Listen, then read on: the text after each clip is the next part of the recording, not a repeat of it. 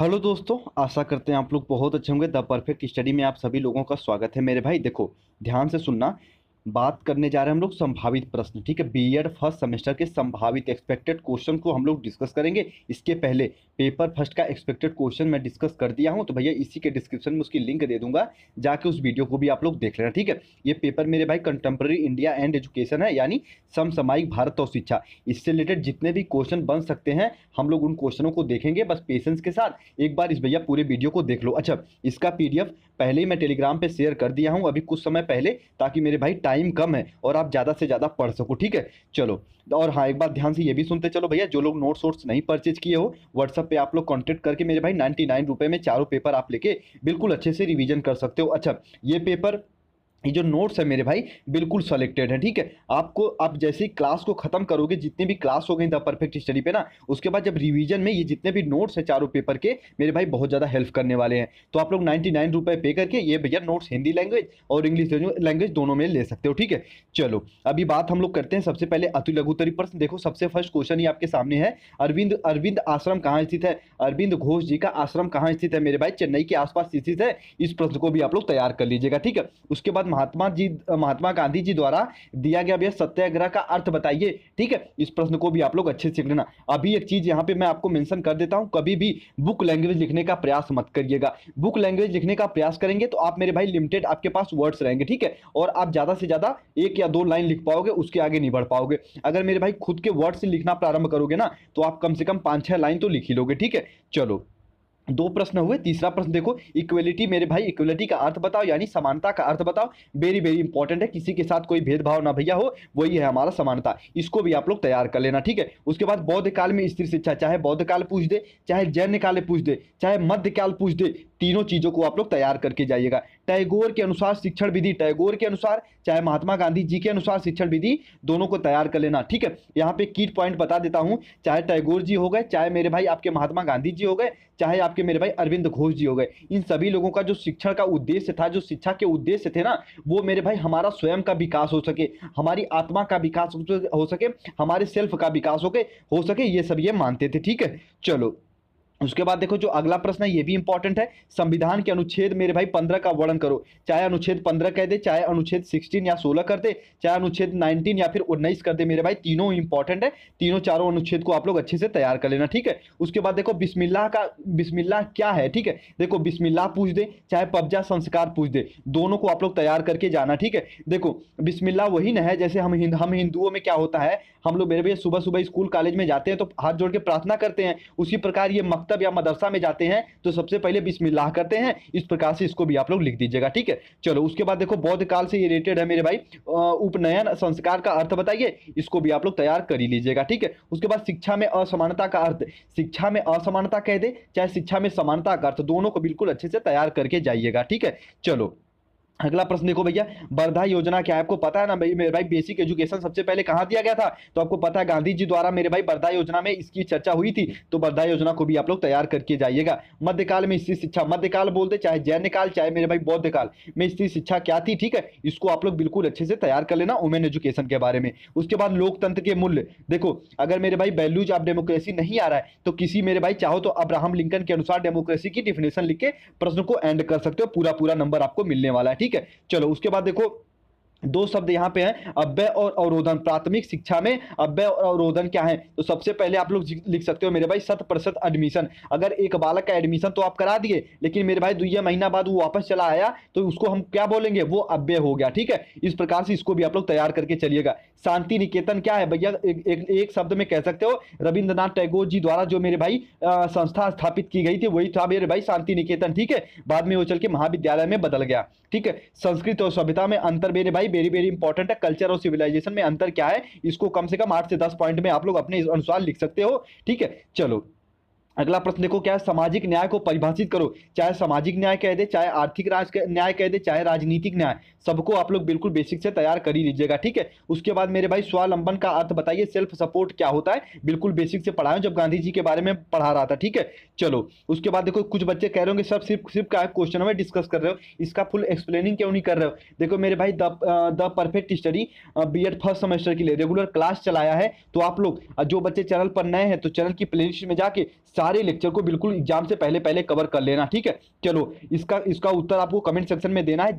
जनतंत्र जनता के द्वारा जनता के लिए सरकार, भैया किसका कथन है? अगर पता है तो अभी कभी कमेंट सेक्शन में कमेंट करो, नहीं तो मेरे भाई पिछला लेक्चर जाके मेरा देखो, उसमें मैंने ये बताया है, ठीक है। चलो सामाजिक परिवर्तन की परिभाषा बताओ, सोशल चेंज क्या होते हैं? देखो पेपर फर्स्ट में भी ये क्वेश्चन पूछता है, पेपर थर्ड में भी पूछता है, और इसमें तो भैया पूछता ही पूछता है सामाजिक परिवर्तन क्या बताओ, जिसमें मेरे भाई समाज का वो रूप जिसमें मेरे भाई आर्थिक परिवर्तन हो, राजनीतिक परिवर्तन हो, यहाँ तक समाज में भी परिवर्तन हो और भौतिक परिवर्तन हो, तो हम कहेंगे भैया उस समाज में मेरे भाई सामाजिक परिवर्तन हो रहा है। और ये एकाएक नहीं होता, ये निरंतर चलता रहता है। ऐसे नहीं कि रात में सो के उठे और समाज आपका परिवर्तित हो गया, ये निरंतर चलता रहता है, ठीक है। चलो लॉन्ग टर्म में इसके जो मेरे भाई वैल्यू दिखने को मिलते हैं। उसके बाद देखो क्या है अगला प्रश्न, राष्ट्रीय शिक्षा नीति का वर्णन करो। कहोगे सर जी इसमें हम कौन सा शिक्षा नीति का वर्णन करें, 1986 वाला या फिर 1968 वाला या फिर 2020 वाला? तो मेरे भाई इसमें आप लोग 1986 के जो सुझाव थे उसको वर्णन कर देना, ठीक है। चलो 1986 के सुझाव को तो वर्णन करना, उसके साथ साथ उसमें मेंशन कर देना कि यह शिक्षा नीति बिल्कुल मेरे भाई प्रेरित किससे थी,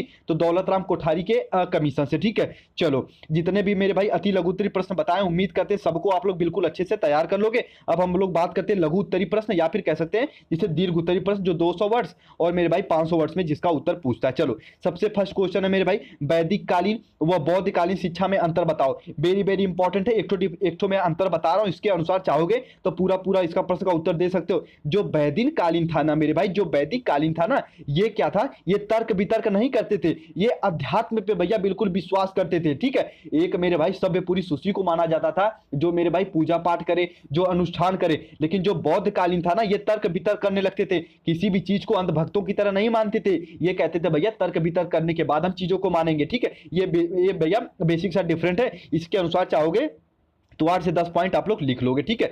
चलो अगला प्रश्न देखो, मध्यकाल में मध्यकालीन शिक्षा किन्हीं 5 विशेषताओं का वर्णन करो। वेरी वेरी इंपॉर्टेंट है, चाहे यहाँ पे मध्यकालीन कह दे चाहे वैदिक काल कह दे, किन्हीं 5 विशेषताओं का आप लोग वर्णन करो। वेरी वेरी इंपॉर्टेंट है, इसको भी आप लोग तैयार कर ही लेना, ठीक है। चलो उसके बाद थर्ड क्वेश्चन जो ये भी इंपॉर्टेंट है, प्राचीन भारत की शिक्षा व्यवस्था की मुख्य विशेषताओं का वर्णन करो। देखो प्राचीन भारत यहाँ बोला या मध्यकालीन बोल दिया, ठीक है। इसको आप लोग बिल्कुल अच्छे से तैयार कर लेना, और इसमें आगे लगा दिया 500 वर्ष में पूछता है, ध्यान रखना ये बात को। भैया हम आज उनको किस प्रकार प्रयोग में ला सकते हैं, प्राचीन शिक्षा व्यवस्था को, ठीक है। कहते हैं ना ब्रह्मचर्य का पालन करो स्टूडेंट लाइफ में, तो उसका हम आज कैसे प्रयोग कर सकते हैं, इस प्रश्न को भी आप लोग बिल्कुल बेसिक से तैयार कर ही लीजिएगा, ठीक है। चलो अगला प्रश्न देखो, ये भी वेरी वेरी इंपॉर्टेंट है मेरे भाई, श्री अरविंद के आध्यात्मिक राष्ट्रवाद को समझाइए। श्री अरविंद जी मेरे भाई राष्ट्रवाद को लेकर उनके क्या विचार थे, इसको भी आप लोग तैयार कर लीजिएगा, ठीक है। उसके बाद देखो जो अगला प्रश्न है, महिलाओं की शिक्षा का समानता से क्या संबंध है। देखो भैया महिलाओं की शिक्षा तभी न मिल पाएगी जब समाज में उनको समानता का भैया अधिकार मिले, ठीक है। पुरुषों के साथ वो कंधे से कंधा मिला के आगे बढ़ सकती हैं, राष्ट्र को निर्माण की प्रगतिशील पे ले जा सकती हैं। तो कह सकते हैं मेरे भाई कि महिलाओं का शिक्षा की समानता बहुत ही जरूरी है, ठीक है। इस प्रकार से इसको भी तैयार कर लीजिएगा, सिर्फ और सिर्फ क्वेश्चन बता रहा हूं क्योंकि मैंने इसको बेसिक से पढ़ाया है, ठीक है। चलो अगला प्रश्न देखो, भारतीय संविधान में धर्मनिरपेक्षता की विवेचना करो। अच्छा धर्मनिरपेक्षता का मतलब ये होता है ना कि भैया हम किसी भी धर्म को प्रायोरिटी नहीं देंगे, लेकिन साथ में साथ किसी भी धर्म को भैया हम बुरा भी नहीं कहेंगे, यानी सभी धर्मों को भैया हम बराबर लेके चलेंगे, यही होता है धर्मनिरपेक्षता, ठीक है। चलो अगला प्रश्न देखो, ये भी बहुत इंपॉर्टेंट है भैया, सामाजिक परिवर्तन में शिक्षक की भूमिका का विवेचना करो। देखो एक भैया समाज को एक शिक्षक कैसे प्रभावित कर सकता है उसकी इसमें विवेचना करना है। आप सभी बीएड कर रहे हो, आगे चल के भैया सबको टीचर बनना है, सबको पढ़ाना है, तो ये बताओ आप अगर समाज परिवर्तित करना चाहते हो तो कौन कौन सा मेरे भाई कदम उठाओगे। आपके कॉमन सेंस यहाँ चेक किए जाते हैं, ठीक है। तो इसको बिल्कुल बेसिक से कवर करो। कहते हैं ना भैया एक तो जो शिक्षक होता है ना अपनी गोद में बिल्कुल भैया तूफान लेके चलता है, ठीक है। जब चाहे तब वो समाज को परिवर्तित कर सकता है, क्योंकि भैया वो बेसिक कहते हैं ना बेसिक बुनियाद को तैयार करता है, ठीक है। इस प्रश्न का भी बिल्कुल अच्छे से आप लोग जवाब देना, 500 वर्षों में पूछता है। चलो अगला प्रश्न देखो, देश के उत्पादन में शिक्षा कैसे वृद्धि कर सकती है। भैया देखो देश के उत्पादन में ही नहीं, चाहे कोई भी क्षेत्र हो, अगर कोई भी पढ़ा लिखा है मेरे भाई तो वो बहुत आगे तक जाएगा। तो भैया इस प्रश्न का भी बिल्कुल बेसिक से आप लोग इसका उत्तर दीजिएगा, ठीक है। चलो उसके बाद देखो, डेमोक्रेसी यानी जनतंत्र के मूल सिद्धांतों का वर्णन करो। सबसे फर्स्ट मेरे भाई इसमें आएगा एजुकेशन, ठीक है। एजुकेशन और मेरे भाई स्वतंत्रता, इस चीजों को इसमें बिल्कुल अच्छे से डिफाइन करिएगा। चलो अगला प्रश्न देखो, ये भी इंपॉर्टेंट है। अनुसूचित जनजाति की शिक्षा के लिए सुझाव दीजिए। मेरे भाई कम से कम 3-4 आर्टिकल का इसमें उल्लेख करना, ठीक है। 3-4 आर्टिकल का उल्लेख कर दोगे, 200 वर्ड्स में ये पूछता है, इसका प्रश्न मेरे भाई कंप्लीट हो जाएगा उत्तर, ठीक है। चलो उसके बाद देखो, स्त्री शिक्षा के लिए आधुनिक प्रयास क्या है। मेरे भाई कहते हैं ना वुमेन एजुकेशन के लिए मेरे भाई कि आधुनिक प्रयास कौन कौन से किए गए हैं। इसमें देखो अगर आपको नहीं आ रहा है तो ध्यान से सुनना। किसी कमीशन के अनुसार मेरे भाई कुछ सुझावों को लिख देना, चाहे कोठारी कमीशन लिख देना, चाहे मेरे भाई मुलादियर आयोग लिख देना, चाहे उसके साथ साथ 1986 में जो सुझाव दिए गए थे उसके बारे में लिख देना कि भैया स्त्री शिक्षा के लिए कौन कौन से सुझाव दिए गए थे, ठीक है। चलो अगला प्रश्न देखो, ये भी इंपॉर्टेंट है। महात्मा गांधी के अनुसार शिक्षा के उद्देश्य क्या थे। महात्मा गांधी जी ने शिक्षा के 3 उद्देश्य दिए थे। कमेंट सेक्शन में अभी के अभी कमेंट करो मेरे भाई। एक तो मैं बता दे रहा हूँ तात्कालिक उद्देश्य, उसके बाद जो दोनों और उद्देश्य थे अभी के अभी कमेंट सेक्शन में कमेंट करो कि महात्मा गांधी के अनुसार शिक्षा के उद्देश्य कौन कौन से थे। बिल्कुल मेरे भाई बेसिक से अभी के अभी कमेंट करो, ठीक है। चलो अगला प्रश्न देखो, बेसिक शिक्षा की प्रमुख विशेषताएं बताइए, उसके साथ साथ छात्रों के लिए लाभकारी होते हुए मेरे भाई शिक्षा के पतन का कारण बताइए, अपना तर्क दीजिए। वेरी वेरी इंपॉर्टेंट है। बेसिक शिक्षा की विशेषता बताओ। गांधी जी ने जो बेसिक शिक्षा के बारे में बताया था मेरे भाई उसको इसमें डिफाइन करना है, और इसके पतन के कारण ये कैसे मेरे भाई की संपूर्ण रूप से प्रभावी नहीं हो पाई उसका इसमें कारण बताना। देखो कहते हैं ना, ध्यान से सुनना, अगर हम किसी भी समाज में परिवर्तन लाना चाहते हैं या फिर हम सभी को निःशुल्क शिक्षा देना चाहते हैं तो सबसे पहले क्या जरूरी है। निःशुल्क शिक्षा देने के लिए मेरे भाई सभी लोगों का एडमिशन लेना तो जरूरी है। तो मेरे भाई बेसिक शिक्षा की सबसे प्रमुख जो इसके पतन होने का कारण यही था कि इसमें मेरे भाई 100% एडमिशन नहीं हो पाया। जो एडमिशन भी हुए भी वो बीच में मेरे भाई क्लास छोड़ के लोग चले गए, तो इसके कारण मेरे भाई इसके पतन का ये प्रमुख कारण है। इस प्रकार से इसका भी आप लोग उत्तर देने का प्रयास करिएगा, ठीक है। चलो एक बार मैं फिर कह रहा हूं, जितने भी मैं मेरे भाई क्लास ले लिया हूं द परफेक्ट स्टडी पर जाके आप लोग मेरे भाई प्लेलिस्ट में जाके सारे लेक्चर को एग्जाम से पहले पहले कवर कर लेना, ठीक है। कहते हैं ना, ध्यान से सुन लेना, मैं आपको बता ही देता हूं। जो बच्चे आपको आपके अगल बगल वाले ये कहेंगे ना, अरे यार एग्जाम बीएड के एग्जाम को लेकर प्रेशर मत रहो, ये तो ऐसे निकल जाता है, मेरे भाई एग्जाम तक उनसे बिल्कुल दूरी बना के रखो। बिल्कुल उनसे दूरी बना के रखो। दूरी बनाने के पीछे कारण यह है भैया वो अपने तो डिमोटिवेट है, आपको भी डिमोटिवेट करेंगे, ठीक है। कहते हैं मेरे भाई हर एक स्टेप जरूरी होता है। अगर आपको एक टीचर बनना है ना मेरे भाई, तो मेरे भाई आपको बीएड भी करना बहुत जरूरी है, और पूरे सच्चे दिल के साथ बीएड करो, ठीक है। बीएड में एडमिशन ले लिए हो, अब आपका फर्ज बनता है आप एग्जाम में अपना अच्छे से अच्छा जो कि परसेंटेज लेके आओ, अच्छे से अच्छा मेरे भाई अपना 100% दे के आओ, ठीक है। तो जो बच्चे, जो कोई भी लोग आपको ये बोले ना कि भैया बीएड के एग्जाम के लिए इतना प्रेशर ले रहे हो, ये तो ऐसे निकल जाएगा, भैया एग्जाम तक उनसे बिल्कुल दूरी बना के रखो, ठीक है। जैसे ही आपका मेरे भाई चारों पेपर का एग्जाम बिल्कुल कंप्लीट होता है फिर उनसे बातचीत करने लगो, ठीक है। लेकिन एग्जाम तक उनसे दूरी बना के रखो जो इस तरीके के भैया संकीर्ण विचारधारा रखते हैं, ठीक है। देखो अगला प्रश्न वेरी वेरी इंपॉर्टेंट है। शैक्षिक अवसरों की समानता के संबंध में 1986 की नई शिक्षा नीति कि मेरे भाई उसकी नीतियों को वर्णन करो। वेरी वेरी इंपॉर्टेंट है। उसके कितने सुझाव थे, 10 से 15 सुझाव को आप लोग बिल्कुल लिख के इस प्रश्न को बिल्कुल कंप्लीट कर सकते हो, ठीक है। उसके बाद देखो, मुस्लिम काल में शिक्षा के उद्देश्य बताइए। वैदिक काल में शिक्षा के उद्देश्य बताइए। मुस्लिम काल में शिक्षा के उद्देश्य बताइए। वेरी वेरी इंपॉर्टेंट है, इसे स्पष्ट करो, इसको तैयार कर लेना, ठीक है। ये मेरे भाई 200 वर्ड्स में पूछता है। उसके बाद देखो जो अगला प्रश्न है ये भी इंपॉर्टेंट है, इसको देखो, ये आपके कॉमन सेंस आपका चेक करता है कि भारत की वर्तमान परिस्थितियों में शिक्षा के कम से कम 5 उद्देश्यों के लिखिए, ठीक है। आज के मेरे भाई हमारे जो कि हमारे समाज में सबसे ज्यादा शिक्षा का जो मेरे भाई वर्तमान जो उद्देश्य क्या होने चाहिए, वर्तमान परिस्थितियों के उद्देश्य क्या होने चाहिए, तो कहोगे सर सबसे पहले रोजगार। इससे रिलेटेड कम से कम चाहोगे 10 से 15 पॉइंट लिख सकते हो, ठीक है। इसी प्रकार से कम से कम 5 उद्देश्यों को आप लोग इसमें डिफाइन कर सकते हो, ठीक है। चलो उसके बाद देखो जो अगला प्रश्न है वेरी वेरी इंपॉर्टेंट, ये भी है, 200 वर्ड्स में पूछता है। रविन्द्रनाथ टैगोर के मुख्य शिक्षा के उद्देश्य क्या है, इनकी व्याख्या करो। चाहे रविन्द्रनाथ टैगोर कह दे, चाहे महात्मा गांधी जी कह दे, ठीक है। इनके मुख्य उद्देश्यों के क्या थे मेरे भाई, उसको वर्णन करना है। और एक बात की पॉइंट बता दूं मेरे भाई, अगर आपको रविन्द्रनाथ टैगोर जी का याद करके जा रहे हो, ठीक है, आपके दिमाग में रविन्द्रनाथ टैगोर जी हैं और पूछ दिया भैया महात्मा गांधी, तब कैसे लिखोगे मेरे भाई, सेम लाइन लिख के आना। अगर एक को नंबर कट जाएगा तो मेरे भाई मैं आपको चैलेंज करता हूँ, ठीक है, एक नंबर नहीं कटने वाला, ठीक है। अगर मेरे भाई पूछे शिक्षा के उद्देश्य क्या थे रविन्द्रनाथ टैगोर जी के अनुसार, तो आप लिख सकते हो। अगर पूछ दे मेरे भाई महात्मा गांधी जी के अनुसार शिक्षा के उद्देश्य क्या थे, तो आप सेम पॉइंट ही लिखोगे, ठीक है। उसमें आपको बिल्कुल कोई भी नंबर नहीं कटते हैं, ठीक है। चलो अगला प्रश्न देखो, ये भी इंपॉर्टेंट है। सामाजिक परिवर्तन को प्रभावित करने वाले कुछ कारणों का वर्णन करो, ठीक है। जो मैं आपको पेड कोर्स दिया हूं उसमें मैं 9 से 10 पॉइंट बताया हूं कि आनुवांशिकता भी, हमारा पर्यावरण भी, हमारे पास पड़ोस भी सामाजिक परिवर्तन को प्रभावित करते हैं। इसका मेरे भाई बेसिक से जो कि इसको भी तैयार करिएगा, ठीक है। चलो कहोगे सर जी संभावित प्रश्न में इतना प्रश्न काहे बता रहे हो मेरे भाई, मैं देखो बताने को तो 8 से 10 प्रश्न भी बता के यहाँ खत्म करता नहीं, मैं एक भी क्वेश्चन छोड़ना नहीं चाहता। जितने भी क्वेश्चन बता रहा हूँ सबको तैयार कर लोगे भैया, इसके बाहर देखने को नहीं मिलेंगे। इसके पहले जो इंपॉर्टेंट क्वेश्चन बताए हूँ चारों पेपर का, उनको भी बिल्कुल बेसिक से तैयार कर लेना, ठीक है। चलो उसके बाद देखो, भारतीय शिक्षा आयोग की सिफारिशों का भारतीय शिक्षा के विकास पर क्या प्रभाव पड़ा, इसमें देखो आपको तीनों आयोगों को लिखना है, ठीक है। इसमें कोठारी कमीशन को भी, इसमें मेरे भाई मुलादियर आयोग को भी, इसमें नई शिक्षा नीति को भी, हो सके तो 1900 मेरे भाई 68 की जो नई शिक्षा नीति आई थी उसको भी इसमें डिफाइन करना।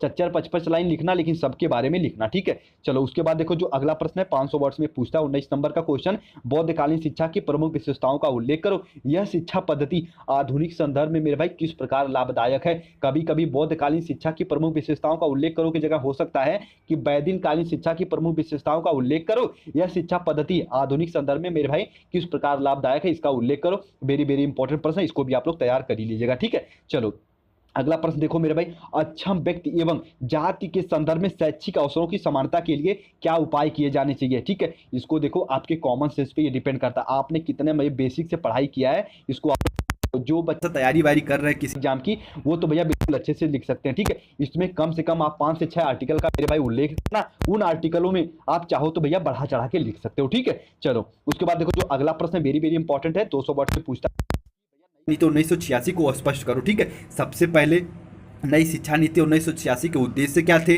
ठीक है। उद्देश्य में आप दौलत राम कोठारी को जरूर मेंशन करना, उसके साथ साथ आप मेरे भाई इसके जो सुझाव हैं, इसके जो निष्कर्ष हैं, सबको मेंशन करके इसका प्रश्न आप लोग कंप्लीट कर लेना, ठीक है। चलो जितने भी 21 क्वेश्चन बताए मेरे भाई लॉन्ग आंसर में और शॉर्ट आंसर में, सबको आप लोग बिल्कुल बेसिक से कवर कर लेना। उम्मीद करते हैं तैयारी बिल्कुल जोर शोर से करते रहे होंगे। और एक बार मैं फिर कहता हूँ, जो बच्चे नोट्स वोट्स नहीं लिए हो, चाहो तो भैया व्हाट्सअप पे कॉन्टैक्ट करके नोट्स ले सकते हो, बिल्कुल रिवीजन टाइम में आपको हेल्प करेगा। एक बुक नहीं है, ऐसा नहीं कि 150-200 पेज की ये बुक है, नहीं, शॉर्ट में भी है।